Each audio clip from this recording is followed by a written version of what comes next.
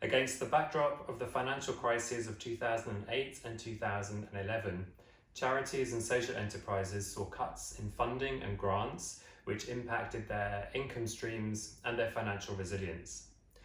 As they saw increased demand for their services alongside these decreased resources, charities, social enterprises, volunteer and community sector organisations increasingly needed to understand the full range of funding options available to them, including social investment.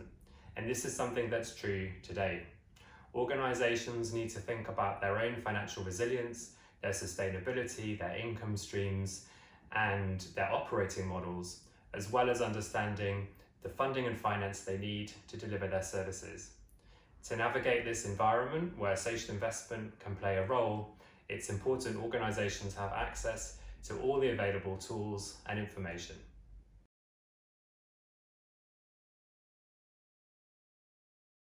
New Philanthropy Capital conduct regular research into the state of the charity sector in the UK.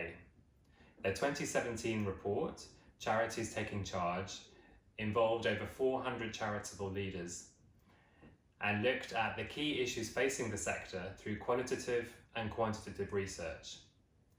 The report revealed the need for charities to look at improving or even transforming their work, as well as the need to navigate an ever-changing environment of austerity alongside rising demand, as well as recent fundraising and governance scandals, a lack of trust, and technological changes. Almost a third of respondents to the report suggested that more funding was the key driver needed for the charity sector to drive greater impact. This is a key trend for us to consider as we continue this conversation about social investment.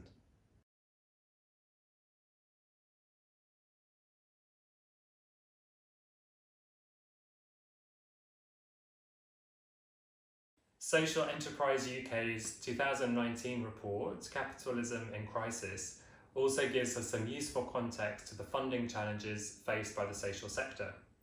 For the fifth time in a row, the report shows that access to finance is one of the top 5 barriers to sustainability and growth.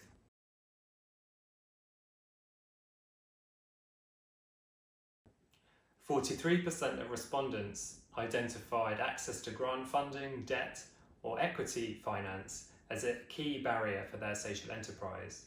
This compared with only 17% of SMEs who identified access to finance as an issue for their business activities. Other key findings included a need for social enterprises to access working capital to finance their cash flow, and that the average amount for a first-time loan is now below £50,000.